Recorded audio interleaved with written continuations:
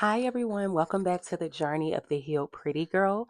Today, we'll be talking about relationships. Let's just jump right in. We're going to talk about the importance of good relationships, healthy boundaries, and being equally yoked. So, to begin with, one of the important things about having a good relationship or a healthy relationship is the emotional well-being of that relationship, the support system that it brings. When you're in a healthy relationship, whether it's a friendship relationship with a spouse, whomever it is, a good relationship will give you emotional well-being, which means that you won't feel anxiety in that relationship. You won't feel a spirit of people pleasing in that relationship. It'll just kind of flow naturally for you. There'll be a lot of understanding in that relationship. There'll be a lot of grace in that relationship. And again, like I said, it will create a support system, a community for you. In good relationships will help you to heal in the areas that maybe you thought that you healed in. What will happen when you're in a good relationship is anywhere that you haven't healed or there's still some room to heal, the person that you're in that relationship with will gracefully let you know, like, hey, there's still some room here for some improvement. Maybe you may still be a little quick tempered, right? Maybe that's something that God had been working on you with is your temper or your anger. And maybe in this new relationship, this person is strong in that area. They're not quick tempered. They're not impatient with you or impatient towards you. They're very understanding and very loving. And so they'll gracefully come to you and say, hey, I did notice that when I did this or I did that. This is how you responded. And they'll say, I would appreciate it if you would change your response because you know, I don't respond to you like that. And or if you respond to me more nicer or patiently, more gracefully, more understanding, then I can continue to reciprocate that towards you. So it's not about a person just calling you out and just saying, hey, you have a bad temper or whatever. No, they're going to be patient towards you. They're going to be kind towards you. They're going to be loving towards you, and they're going to give you correction, but in a loving way. They're going to, you know, let you know that this is just an area of improvement. It doesn't mean that you're the worst person on earth. It just means this is the area that I see that you can grow in. And maybe once upon a time, this was a space that I also had to grow in. So I know that I can help provide you with some tools to grow in this area. So always receive healthy relationships. Always pay attention to if you do make a mistake and you fall short in an area, always be mindful of how the person that's on the receiving end of that, be mindful of how they're responding to you. Are they responding gracefully towards you, understanding towards you, loving and kindly towards you, or are they matching that energy? If they're matching, run, because at this point there's growth that needs to take place on both sides, and it's going to be hard to hold anyone accountable when you're still doing those things as well, right? So it's hard to correct when you still need correction. So take that and be mindful of that.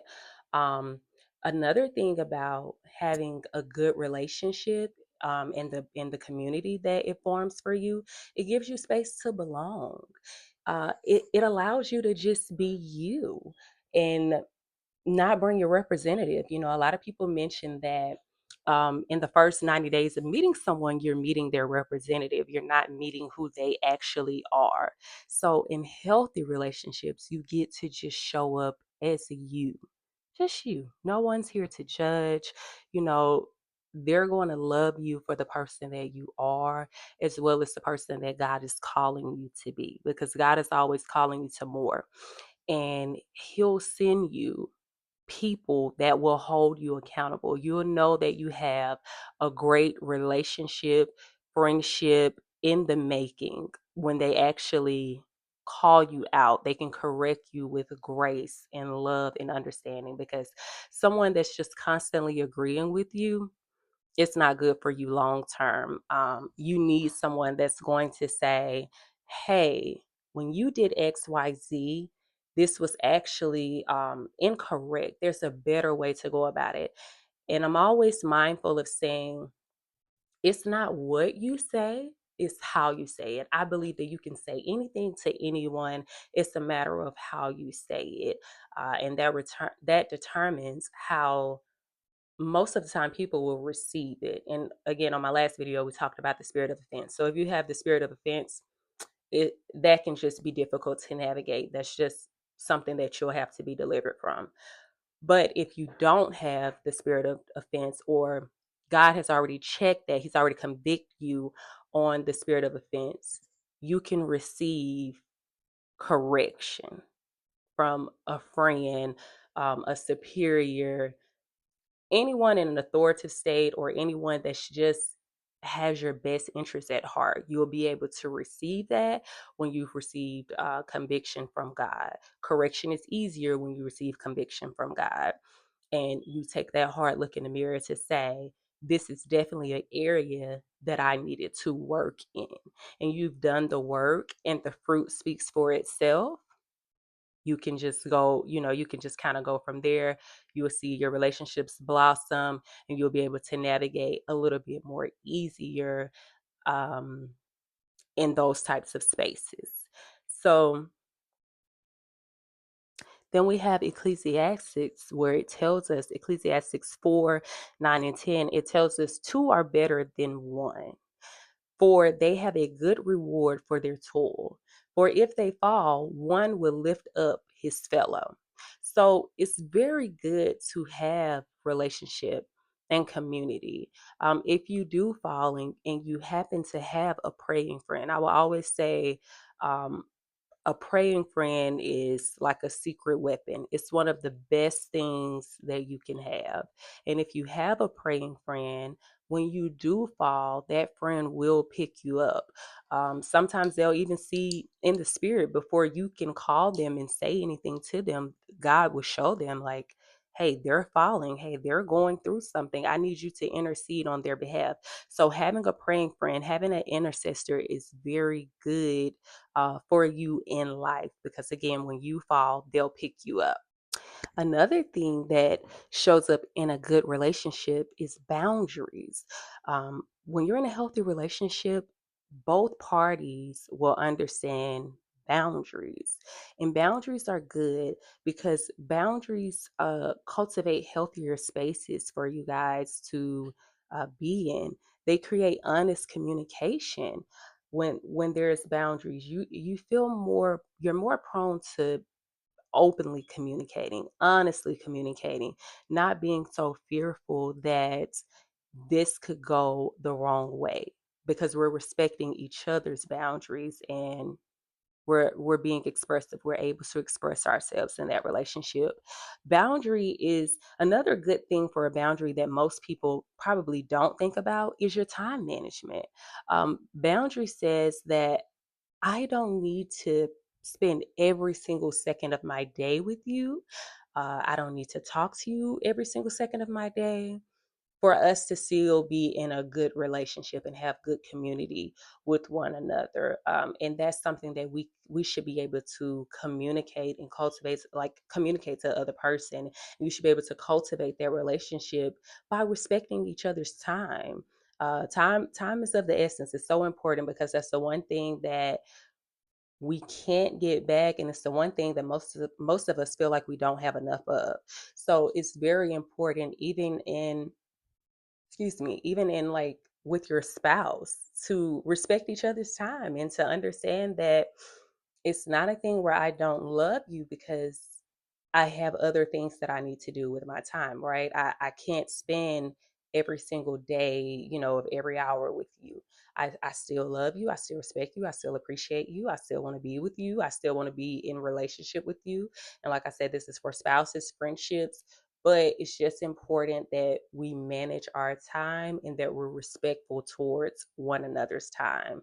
So that's a big one for me. I'm a stickler for time, and maturing says that I'm very aware of where I spend my time. What do I give my time to? Um, and so it may be a tough one for some people, but time management is healthy in relationships. Like, it's good for healthy relationships. I'll say it like that. The next thing would be being equally yoked. I would say that it's very important to be equally yoked with each other. One of the things that when you're equally yoked, it limits a lot of confusion. And when I say confusion, I would say confusion as far as like where you stand in your belief system, right? Your foundations that your firm foundation that you stand on. Um, I would say it's especially important when, and I don't want to say that it's not important in every area, because I would say for me it's important in friendship, relationship, anything that I'm doing. It's important for me to be equally yoked with whomever I'm doing it with, whomever I'm spending my time with. But I would say in spousal relationships, it's important when it comes to your marriage, right? Do you believe the same things in your marriage? That's a big thing also after you're married and you begin to have kids. Do you, because it will cultivate the way that you raise your children. So it's very important to be equally yoked and have a great understanding of how you want to raise your children, because if I'm Christian and you're Muslim, we would never work. Just because at that point we're not equally yoked spiritually, so we wouldn't be equally yoked as far as raising our children, the type of life that we would want to have, the lifestyle that we want to have, all those things. Even concerning your finances, it can just be a really tough space to navigate when you're not equally yoked. And I have seen it create a lot of confusion, because if I'm telling someone, well, excuse me, if someone asks me a question, or there's a decision that needs to be made, and my response to them is, well, that's an area that I need to pray in. I need to go and I need to seek the Lord before I can, come back with an answer, or make a decision. I need God to tell me what to do. What are my next steps here? And if you're an unbeliever of my Lord and Savior, you're not going to understand where I'm coming from in any capacity. So that would be very tricky for us to navigate. And so, just to release me and you from any unnecessary confusion, I just would not entertain a relationship that I'm not equally yoked with. And a lot of people believe that you can. And I have just found that the more that I've grown spiritually, I absolutely understand why you cannot. So take that and do what you will with it. Second Corinthians tells us, 2 Corinthians 6:14, do not be unequally yoked with unbelievers. For what partnership can righteousness have with wickedness? Or what fellowship does light have with darkness? So again, like I said in my example, if I'm going and I'm saying, hey, I need to seek the Lord about this, a person that's an unbeliever, an atheist, or whatever, if you practice a different religion, and sometimes if you practice religion and not relationship, you're not going to understand me.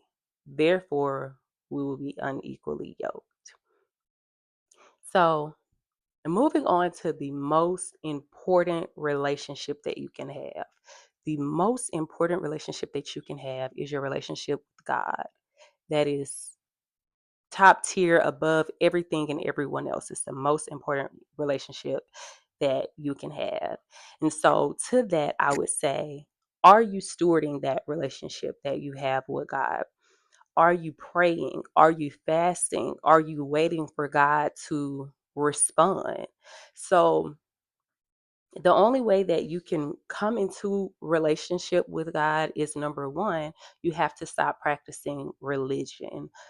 A lot of people are caught up in traditionally religious behavior, not understanding that you have to cultivate a relationship with God. The way that you cultivate a relationship with God is through prayer, is through fasting, and it's through reading the Word of God. And while you're reading, you have to pray. I encourage everyone to pray for an understanding of what you're reading, because I know a lot of times reading the Bible can be extremely difficult, especially if that's not a part like of your upbringing as a child. It can be very hard to read the Bible and understand the Bible. So I always say pray for an understanding of what you're reading initially. And then with reading the word and praying, like I said, pray first and then read the word, really seek God. And then you want to pray. You want to spend intentional time praying to God. This ties back into the healthy relationship, right? One of the things that makes up a healthy relationship, which is time management. So, in order for you to spend time with God, you have to manage your time. You have to be very intentional. Just like you make time to go to the gym, you make time to, go out on a date, you make time to prioritize going to work, attending any meetings at work, you have to make time for God. You have to prioritize God. Um, and I would encourage you to not fit him in your schedule, but to make him the schedule. Let him start with him, and then everything else will flow. Let God dictate your day. When you start with him and you end with him, everything in between is just beautiful. And if you haven't tried it, try it. And then you can leave in the comment section how did that go for you. So I encourage you to, if you have to, create a schedule and stuff, schedule it around intentional time with God. Around intentional time with God. Let him dictate everything for you throughout the day, and see how your life changes. Another way to get into relationship with God, I told you to read the word, pray, and fast. Fasting, some people find it difficult to fast. So I would say start at your pace, start at your level. Know why you're fasting, have intentionality about it. Um, Take whatever God has said to you, take his word back to him, because he said that his word cannot return to him void. It's for his name's sake. So God cares about his name. He's not going to let his name be tarnished. So fast, be intentional about fasting. And again, start at your pace. If you say, okay, well, I can only go 3 days. Okay, well, start with day one. Okay, you made it day one. Go to the next day. Okay, I made it day two. The next day, day three, and just build upon that. Once you see that you can do the 3 days, go past that. But fasting is a good way to get in God's presence. It's the way that you hear from him. You can distinguish his voice from other voices, including your own. So it's important to fast. It's important to get in his presence. And then the other side of that is that when you're reading the word, when you're praying, when you're fasting, it's important to wait. You have to wait on the Lord. You have to wait. Good things come to those that wait. So when you're seeking him, you have to wait for him to respond. Allow God to respond. Don't take it upon yourself to read the word, pray, fast, and then go and do whatever you want to do. It's in vain at that point. You need to read the word, seek him through prayer, seek him through fasting, and then wait on his response. In event of an in event of emergency, and I don't, and I'm using this loosely because people will determine what they believe to be an emergency, right? But God has to see it as an emergency. He responds swiftly. And then sometimes You have to really consecrate your life. You have to really show God, like, no, I'm all in. I'm willing to wait. I don't mind waiting. I'll wait on you to come and see about me. He will. He'll come. He'll respond. So just be mindful of that. And I just want to encourage you not to lean onto your own understanding, right? When you're praying and when you're fasting and when you're seeking God. And John 14:6 says, I am the way, the truth, and the life. No one comes to the Father except through the Son. So if you know that you're planning to spend eternity in heaven, you got to have a relationship with Jesus, the Son, because the only way that you can go is through to the Father is through the Son.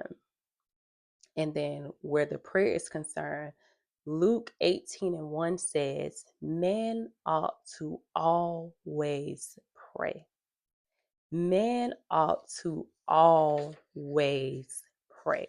So according to Luke, there's never a time that you should not be praying. Never a time. And I know it can be easy to say that, and sometimes it's like, it's hard. Well, I'm tired, I'm sad, I'm depressed. Life is life, and pray anyways. Pray through it. Pray through it. Pray when times are good. Pray when times are bad. Pray when you don't know. Just pray, pray, pray. That is your weapon. Not only is that your relationship, that's your weapon. So pray. I want to also discuss the foundations of a relationship with God. One of the foundations of the relationship with God is collaboration. And collaboration to me, when it comes, so collaboration in itself is, working with others, right? Collaboration to me, when it comes to God, is getting in agreement with God, getting in agreement with his plan for you. For Jeremiah 1:5 says that God knew us before he formed us in our mother's womb.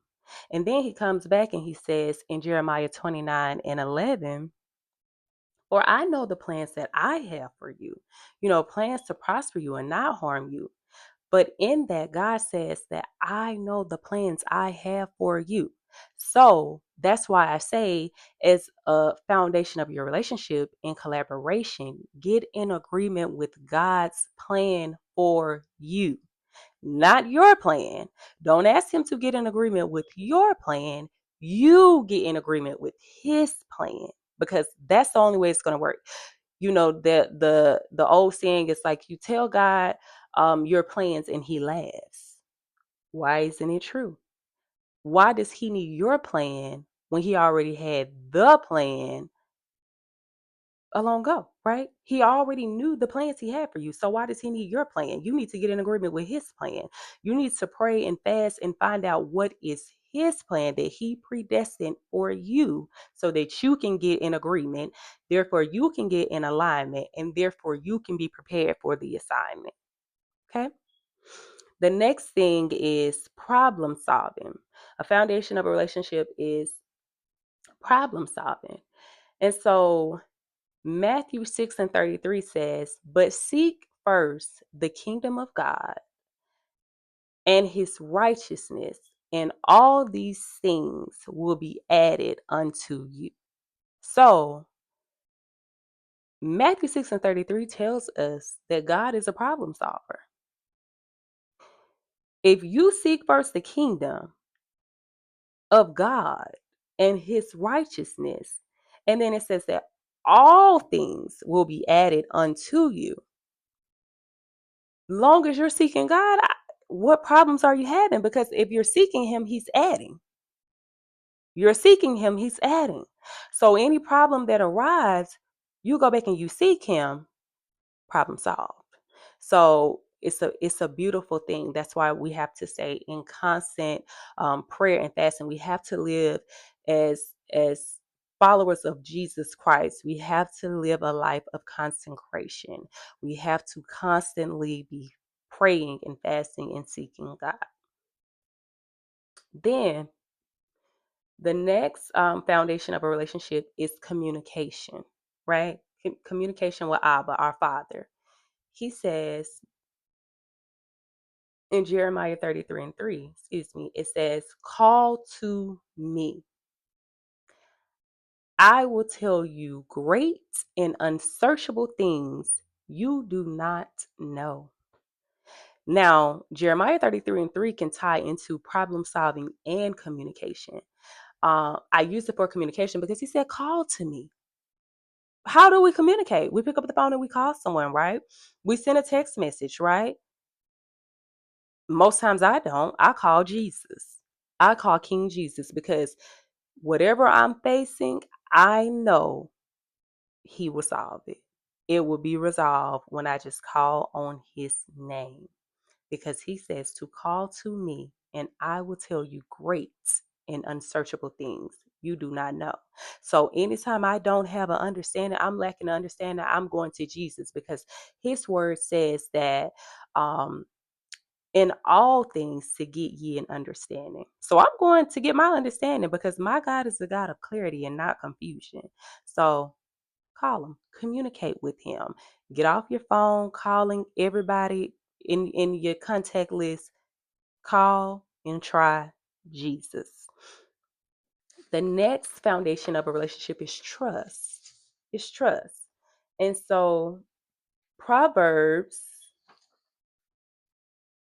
3 and 3, 5 and 6 tells us to trust in the Lord with all our hearts and lean not. Oh, I'm sorry. It says to trust in the Lord with all your heart and lean not on your own understanding, and in all your ways to submit to him, and he will make your path straight. So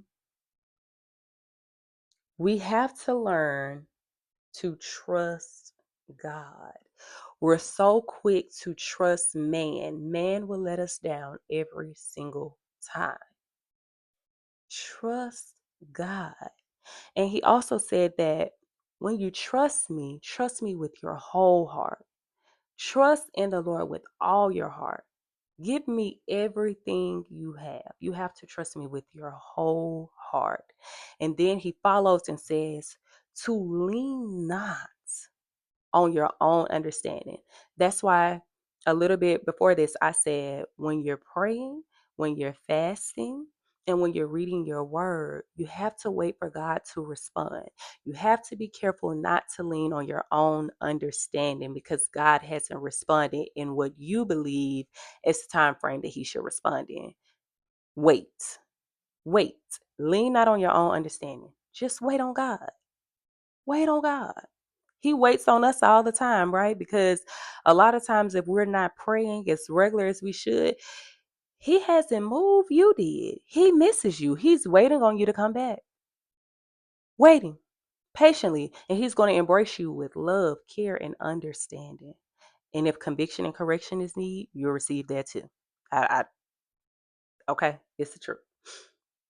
So the next verse about trust is Jeremiah 17:7 and 8. But blessed is the one who trusts in the Lord, whose confidence is in him. They will be like a tree planted by the water that sends out its roots by the stream. It does not fear when heat comes. Its leaves are always green. It has no worries in a year of drought and never fails to bear fruit. So when I trust God, he says that I will be blessed because he said, but blessed is the one. So I will be blessed when I trust you, because my confidence is not in me, it's not in man, it's not in my husband, it's not in my wife, it's not in my children, it's not in a job, it's in God. Okay? It's in Jesus. They will be like a tree planted by the water. that sends out its roots by the stream. So if I'm a tree planted by the water, that basically means that that tree will always flourish. I will always flourish because I'm getting my nourishment from God. I'm getting my I'm to can you a tree that's right there by the water, that tree needs no one to water it. That's how good God is. That's how faithful he is. You won't need anyone to come in and attempt to take credit for helping you because he already said that you will be blessed because you trust in him and your confidence is in him. And now he's going to water you. You're going to keep growing. You're going to keep growing because his hand is on your life now. So he's going to water you. You're going to keep growing. Then it says, it does not fear when heat comes. And surely if you're by water, you're always cool, right? So it says, it has no worries in a year of droughts. So for all the people that may be scared of, what's going on in the world, the economy, if a famine comes, you're not going to be hungry because you serve Jesus. You're not going to be thirsty. You serve Jesus. You serve Jehovah Jireh, our provider. He's telling you, I'm going to provide for you. All of this, Jeremiah 17:78, that is provision that he's speaking of. That is blessings over your life. That is favor over your life. Okay? Then it says, and never fails to bear fruit. So it has no words in a year of drought and never fails to bear fruit. So again, in the event of a famine, you won't be hungry. Um, there'll always be something for you to eat. You may not have an apple tree in your backyard, but God will put an apple tree in your backyard so you won't go hungry. So the God that we serve, I want you to know, is a good God. He's a great God. And when we learn to read our word, we learn to pray, we learn to fast, we learn to wait. Eyes haven't seen and ears haven't heard is what you will be saying. That's what you'll be witnessing. Um, because the abundance that will be over your life, the favor that will be over your life from you consecrating your life, from you trusting God, from you having communion with God, you're communicating with God, from you having collaboration with God, you're touching in agreement, you're getting in agreement with what He planned, not what you planned. So get out of your plans and get in agreement with what God planned. And I also want to talk about fasting again really quick. Mark 9:17 talks about a father that approached Jesus in a crowd, and he said that his son was possessed. He was demon possessed. And he said, your disciples, they tried to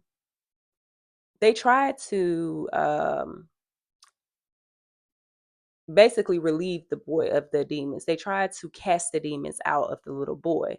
And the father said they were unable to do so. You know, not only did Jesus call them basically a faithless generation, but he said to his disciples, this only comes through prayer and fasting. Jesus was able to cast out demons not only because he was the Son of God, he was God's only begotten Son, but he talks about how he would go into the mountains by himself to pray and fast. So his supernatural power that he had, it came because he consecrated his life. He prayed, he fasted, he read the word, and he waited. So I'm going to encourage you. Read your word. Pray for an understanding before you read your word. and read your word. Pray, fast, then wait. Wait. God will respond. He will respond. Anything that He has said to you, take it back. Take it back to Him. Hold Him to what He said. His promises are yes and amen. He's going to come through. My God does not fail. So I pray that this week that you were blessed about your relationships and the importance of them. And the most important relationship is your relationship with God. So I pray that your relationship with God and as well as people is getting stronger. You're getting closer, and you're ready to get in agreement with God. You're ready to align. You're ready. You're telling God, I'm ready to be in alignment. And God, I'm ready for the assignment. So I pray it bless you, and I'll see you guys back the same time next Sunday. Have a great week.